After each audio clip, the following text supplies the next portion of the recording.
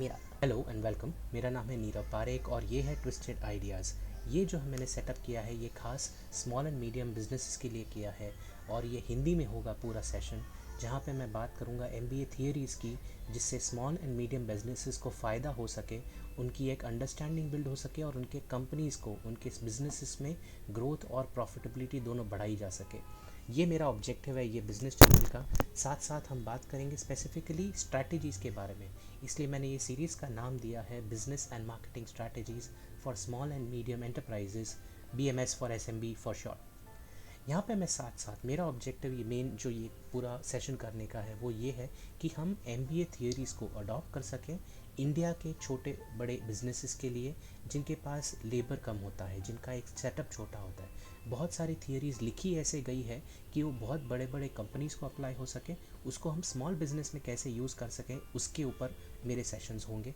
दूसरा ये होगा कि उसे एक ईजी टू अंडरस्टैंड लैंग्वेज में मैं आपको पास ऑन करूँ हिंदी में, या तो मैं अगर ये सेशन सक्सेसफुल रहा तो इसे गुजराती में भी आगे करने का मेरा प्लान है। तीसरी और इक्वली इम्पॉर्टेंट चीज़ ये है कि एक्शन ओरिएंटेड हो सके। छोटे छोटे एपिसोड्स में आपको ऐसे स्पेसिफिक पॉइंट्स आपके साथ में शेयर करूँगा जिससे आप एक्शन ले सके इमीडिएटली वो एपिसोड देखने के बाद। कोई लंबा कोर्स नहीं होगा और ऐसी कोई लंबी थियरी भी नहीं होगी। मैं ये चाहूँगा कि जब भी आप इसमें ये एपिसोड्स देखें, आपको क्या इसमें से फ़ायदा उठाना चाहिए, what should you check for, कि आपके लिए फ़ायदा क्या हो सकता है। सबसे बड़ी चीज़ इम्पॉर्टेंट चीज़ ये है कि जो भी टॉपिक डिस्कस होगा, does it apply to my business, क्या ये मेरे बिज़नेस में लागू होता है, अगर होता है तो कैसे लागू होता है। इक्वली इम्पॉर्टेंट कि मैं ये सीख के क्या इमीडिएटली इसको मैं एक प्रैक्टिस में डाल सकता हूँ, या ये सिर्फ एक थियरी जो मेरे कोई काम नहीं आएगी, मेरे बिज़नेस को कोई फ़ायदा नहीं पहुँचेगा। साथ साथ लास्ट और इक्वली इम्पॉर्टेंट कि क्या ऐसे कोई मेरे फ्रेंड्स, कस्टमर्स या सप्लायर्स हैं जिसमें से मुझे जैसे इसमें अगर वैल्यू मिलती है वैसे उनको वैल्यू मिल सकती है। अगर हाँ तो प्लीज़ ये लिंक उनके साथ भी शेयर कीजिए। एंड अगर कहीं भी पूरे एपिसोड में अगर आपको लगे कि आपको कोई क्लैरिफिकेशन चाहिए या आपके स्पेसिफिक बिजनेस के जो डिटेल्स हैं उसके लिए आपको कुछ इन्फॉर्मेशन चाहिए कोई एक पर्टिकुलर थियरी के बारे में, तो प्लीज़ ये वीडियो पे कमेंट कीजिए या तो मुझे ईमेल कीजिए twistedideas.in@gmail.com पर। शुरुआत करते हैं पहले लेसन से, the value of your business. जैसे मैंने पहले कहा कि स्मॉल एंड मीडियम बिजनेसेस के लिए बहुत सारे बिजनेसेस ऐसे शुरू होते हैं, या तो ट्रेडिंग कंपनी हो या सर्विस प्रोवाइडर कंपनी हो। शुरुआत ऐसे होती है कि हमें एक अपॉर्चुनिटी दिखती है, या तो एक प्रेशर होता है कुछ नया बिजनेस शुरू करने का, और धीरे धीरे धीरे वो बिज़नेस बड़ा हो जाता है। लेकिन बहुत सारी चीज़ें डेली बेसिस पे शुरू होने की वजह से हम ये फोकस करना भूल जाते हैं, या तो हमें टाइम नहीं मिलता है कि ये बिज़नेस एक्चुअली वैल्यू कैसे जनरेट कर रहा है, या ये बिज़नेस का मॉडल क्या है। इसको अगर हम सिंपल तरीके से पूछें तो ये बिज़नेस के मॉडल में अगर आपका कोई ट्रेडिंग का बिज़नेस है तो वेरी सिंपली एक ट्रेडिंग के बिज़नेस में ये होता है कि हम किसी से कुछ माल खरीदते हैं और उसी को आगे जाके या तो उसे रीपैकेज करते हैं या उसमें कोई टाइप की प्रोसेसिंग करते हैं और उसे जाके फिर किसी को बेच देते हैं। सो हमारे कुछ सप्लायर्स हैं, हमारा अपना कुछ काम है और हमारे अपने कस्टमर्स हैं। ये ऐसा का ऐसा जो ट्रेडिंग मॉडल है ये अप्लाई होगा हर छोटे बड़े बिजनेस को जहाँ पे कोई भी टाइप की ट्रेडिंग होती होगी। अगर ट्रेडिंग के बदले आपका काम एक्चुअली सर्विस प्रोविजन का है तो आपका जो बेसिक सर्विस प्रोवाइडर के पॉइंट ऑफ व्यू से एक बिज़नेस मॉडल होगा वो ये होगा कि आपका क्लाइंट है जो आपके पास आके आपका प्रॉब्लम, अपना प्रॉब्लम आपको बताता है। So you start with the client problem. आप अपने एक्सपर्टीज़ की मदद से वो प्रॉब्लम को समझते हैं और जो भी आपका एक्सपीरियंस रहा है, जो भी आपकी खुद की अंडरस्टैंडिंग है आपके बिज़नेस के बारे में, वो यूज़ करके आप क्लाइंट को सोल्यूशन देते हैं। अगेन, या आप डॉक्टर हैं या लॉयर हैं या चार्टर्ड अकाउंटेंट हैं या एक इंश्योरेंस एजेंट है, हर तरीके के सर्विस प्रोवाइडिंग बिजनेस में ये सेम बिजनेस मॉडल फॉलो होता है। तो कभी कभी हमको लगता है कि हमारा काम सिर्फ इतना ही है, कुछ एक्सपर्टीज़ देना है या तो कुछ प्रोसेसिंग या रीपैकेजिंग करना है अगर आपका ट्रेडिंग बिजनेस मॉडल है। लेकिन एक्चुअली अगर हम इस बिज़नेस को एनालाइज करें, जब हम इसे बिज़नेस की वैल्यू मेजर करने की कोशिश करते हैं तो हमें लगेगा कि काफ़ी कुछ चीज़ें हम ज़्यादा करते हैं। ये जो मिडिल स्टेजेस हमने देखे उसमें आप जो काम करते हैं वो एक छोटे से वर्ड के कंपैरिजन में काफ़ी डिटेल है और इसे ज़्यादा डिटेल में समझना ज़रूरी है। और इस जो वर्ड है उसको हम कहेंगे कि ये आप कुछ वैल्यू ऐड कर रहे हैं और अलग अलग तरीके के वैल्यू ऐड कर रहे हैं। जैसे हमने पहले ट्रेडिंग का बिज़नेस देखा, आपकी शायद कोई एक स्टेशनरी शॉप होगी, या आपका ट्रेडिंग का बिज़नेस है जहाँ पे आप सामान लेते हैं, उसे असेंबल करके आगे फॉरवर्ड करते हैं। तो उसमें आपके थोड़ी बहुत एक्सरसाइज एक्टिविटीज़ ऐसी होंगी जिसका वैल्यू एडिशन होता है, लेकिन वो वैल्यू एडिशन एक कम डिग्री का होता है। सो लो वैल्यू एडिशन टाइप की अगर हम बातें करें तो होता है कि आप अपने क्लाइंट्स को जो फ़ायदा पहुंचाते हैं, एक होता है कि आप मार्केट में जो सबसे चीप प्रोडक्ट है वो आप ढूंढ के लाते हैं। आपके क्लाइंट इसके लिए आपको अलग से पैसे नहीं देते हैं, और ये आपके बिज़नेस के लिए बहुत ही इंपॉर्टेंट है। इसलिए ये वैल्यू एडिशन है, लेकिन लो वैल्यू एडिशन है। दूसरी चीज़ जो आप करते हैं वो है कि आप प्रोडक्ट स्टोर कर के रखते हैं। अगर आपका एक कॉर्पोरेट रिवॉर्ड्स का बिज़नेस है जहाँ पे आप एक साथ होलसेल में माल ख़रीद लेते हैं और अपने क्लाइंट्स को एक छोटे छोटे पैकेजेस में बेचते हैं, या कॉर्पोरेट गिफ्टिंग है जहाँ पे क्लाइंट के 300 कस्टमर को आप अलग अलग कुरियर भेजते हैं, आप वो सामान स्टोर करके जो दिन पे वो डिलीवर होना चाहिए वो दिन पे डिलीवर करते हैं, तो आप स्टोरेज प्रोवाइड कर रहे हैं। अगेन ये आप एक वैल्यू एडिशन प्रोवाइड कर रहे हैं अपने क्लाइंट्स को, लेकिन आपके ये आपका मेन बिजनेस नहीं है, इसलिए इसका वैल्यू एडिशन कैपेसिटी काफ़ी कम है। तीसरी चीज़ आप करते हैं कि आप उन्हें छोटे पैकेज में बांट देते हैं। अगर आप होलसेल में खरीद के रिटेल में बेच रहे हैं, अगेन इसका क्लाइंट्स को फ़ायदा होता है, but it is part of the business, इसलिए इसकी वैल्यू एडिशन जो कैपेबिलिटी है वो काफ़ी कम है। लेकिन इसके साथ साथ आप काफ़ी काम ऐसे करते हैं जिसमें आप एक्चुअली क्लाइंट्स को और कस्टमर्स को काफ़ी ज़्यादा वैल्यू प्रोवाइड करते हैं। आपका जो वैल्यू एडिशन डिग्री है वो काफ़ी हाई है। एक एग्जांपल ये है कि आप बेस्ट मटेरियल और लेटेस्ट डिज़ाइंस ढूंढते हैं। अगर आप एक सप्लायर हैं जो छोटे छोटे मैन्युफैक्चरर्स से सामान खरीद के एक सुपरमार्केट में सप्लाई करते हैं, तो ये काम करने के लिए आप साथ साथ काफ़ी सारा टाइम और एफर्ट इन्वेस्ट करते हैं लेटेस्ट डिज़ाइंस ढूंढने के लिए, चाहे वो फिर लेटेस्ट फ़ोटो फ्रेम हो या लेटेस्ट क्वालिटी ऑफ दाल हो। वो मटेरियल और वो डिज़ाइन ढूंढने के लिए आपका जो इन्वेस्टमेंट है, इससे आपके कंपनी का स्कोप काफ़ी अच्छा होता है प्रॉफिट्स बनाने का, इसलिए ये हाई वैल्यू एडिशन है।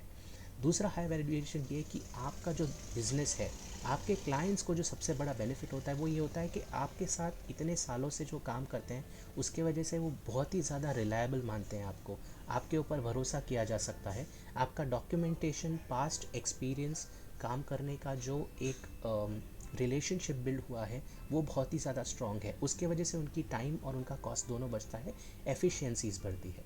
और तीसरा कि आपने जो आफ्टर सेल्स सर्विस उनको प्रोवाइड की है उनका उनको बहुत फ़ायदा होता है। कभी कुछ सेल्स रिटर्न्स आपको करने पड़े, कहीं पे आपको अर्जेंट डिलीवरीज़ की ज़रूरत पड़ी, कहीं पे आपको एड्रेस या डॉक्यूमेंटेशन लास्ट मिनट पे अपडेट करने पड़े या चेंज करने पड़े, वो सब एडिशनल सर्विसेज जो आप प्रोवाइड करते हैं उसका आपके क्लाइंट्स को बहुत फ़ायदा होता है। अगर यही चीज़ें हम देखें सर्विस प्रोवाइडर के पॉइंट ऑफ व्यू से, डॉक्टर, लॉयर, अकाउंटेंट, जो ऑडिटर, जो भी अलग अलग सर्विसेज हैं, ट्रांसपोर्ट, कुरियर, लॉजिस्टिक्स, उनके लिए अगर हम देखते हैं तो उसमें भी कुछ चीज़ें ऐसी होती है जो लो वैल्यू एडिशन होती है। जैसे कि आपके पास एक्यूरेट और अपडेटेड इन्फॉर्मेशन है आपकी इंडस्ट्री के बारे में। अगर आप किसी के लिए रेंट एग्रीमेंट बना रहे हैं और आपको पता होना चाहिए कि लेटेस्ट अपडेट्स क्या है, लेटेस्ट चेंजेस क्या हैं लॉ में, जो रेंट एग्रीमेंट के लिए बहुत ही इंपॉर्टेंट है। वैल्यू एडिशन है मगर काफ़ी low. Again knowing and following industries best practices, auditing में हो, या अगर आप एक डिज़ाइन फर्म है जो अलग अलग आर्किटेक्ट डिज़ाइंस प्रोवाइड करते हैं, एफिशिएंसी के पॉइंट ऑफ व्यू से, eco friendly, environment friendly practices के पॉइंट ऑफ व्यू से, जो भी लेटेस्ट इन्फॉर्मेशन इंडस्ट्री में है और प्रैक्टिसेस जो हैं अगर आप उसे फॉलो करते हैं, ऑब्वियसली आप एक वैल्यू एडिशन ला रहे हैं, बट ये लो वैल्यू एडिशन है। लास्ट पॉइंट जो अगेन इंपॉर्टेंट है, क्योंकि आप अपने इंडस्ट्री के एक्सपर्ट हैं और क्लाइंट आपके एक्सपर्टीज़ के लिए ही पैसा दे रहे हैं, आप डॉक्यूमेंटेशन करेक्ट करते हैं, और ये अगेन एक वैल्यू एडिशन है लेकिन लो डिग्री का। देखते हैं इसमें हाई वैल्यू एडिशन क्या हो सकता है। एक पॉसिबिलिटी ये है कि आप, बिकॉज आपके पास इतने सालों का एक्सपीरियंस है, आपको पता है कि आगे के प्रॉब्लम्स और सॉल्यूशंस क्या हो सकते हैं, और वो आप पहले से प्रेडिक्ट करके अपने क्लाइंट्स के साथ शेयर कर सकते हैं। इमेजिन कीजिए कि आप एक सर्जन को मिले हैं जो आपको बताएंगे कि इमीडिएटली जो सबसे पहली आपको सर्जरी करानी है उसमें ABC प्रॉब्लम्स होंगे, लेकिन आगे जाके आपको 6 महीने के बाद एक दूसरी सर्जरी करनी पड़ेगी। ये उनके एक्सपीरियंस के वजह से वो आपके साथ शेयर कर सकते हैं, और ऑब्वियसली उसके वजह से आप वो सर्जन के साथ डील करने में, उनके पास सर्जरी करवाने में और उनको एक्स्ट्रा पैसे देने के लिए भी रेडी हो जाएंगे। दूसरी हाई वैल्यूडेशन चीज़ ये है कि उनके एक्सपीरियंस की वजह से आप वो out of the box solutions आपको प्रेजेंट कर पाएंगे। ज़रूरी नहीं होता कि हर चीज़ का एक लॉ के हिसाब से या एक प्रोसीजर के हिसाब से एक ही सोल्यूशन हो। ये भी हो सकता है, फॉर एग्जांपल चार्टर्ड अकाउंटेंट्स, कि आप अगर अपने बिजनेस का एक प्रॉफिट डिक्लेयर करते हैं, उसके बदले उसी बिजनेस के साथ अगर एक from proprietary business to private limited company में ट्रांसफ़र कर देंगे तो आपके टैक्सेशन, आपकी पॉलिसीज़, आपके लॉज काफ़ी बदल जाएंगे। और ये आएगा उनके out of the box thinking की वजह से, जिसके वजह से अगेन आप उनको ज़्यादा पे करने में हिचकिचाएंगे नहीं।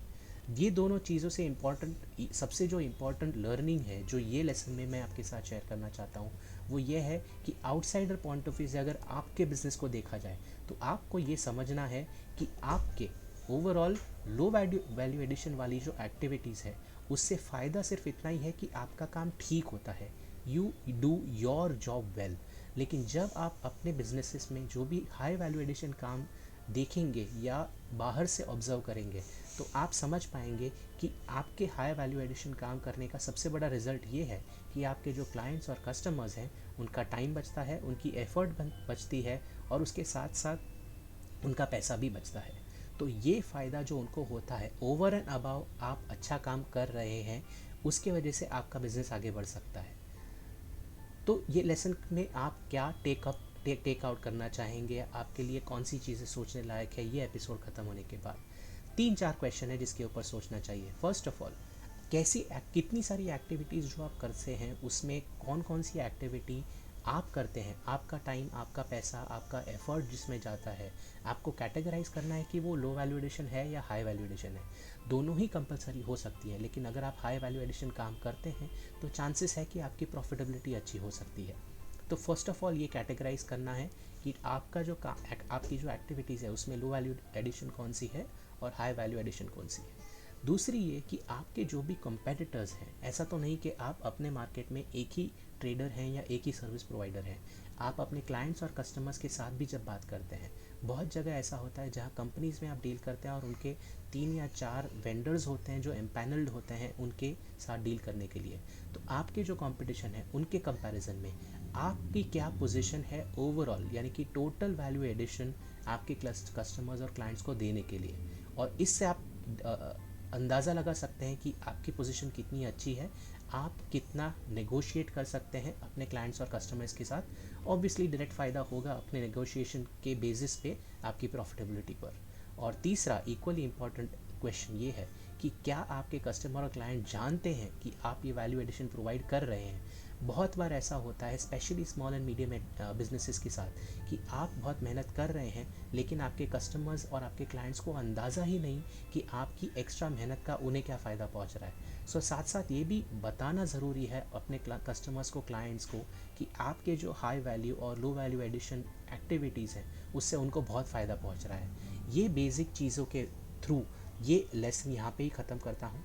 जैसा मैंने पहले कहा, प्लीज़ आगे अपने लाइक्स कमेंट्स के साथ साथ मोस्ट इम्पॉर्टेंटली अपना फीडबैक शेयर कीजिए। क्या ये सेशन से आपको फ़ायदा हुआ, कितनी डिटेल में आप ये क्वेश्चन समझ पाए और इससे आपको कितना फ़ायदा हो सकता है। यहाँ पे ये एपिसोड ख़त्म होता है। नेक्स्ट एपिसोड में हम बात करेंगे कि आगे जाके ये वैल्यू एडिशन के साथ साथ आप एक्चुअली, आपका भले लो या हाई वैल्यू एक्टिविटीज़ हो, आप उसके साथ साथ कैसे अपने बिजनेस को दोनों कैटेगरीज़ के थ्रू प्रॉफिटेबल भी बना सकते हैं और ग्रोथ भी कर सकते हैं। Thank you very much. ये है Nirav Parekh from Twisted Ideas. Bye bye.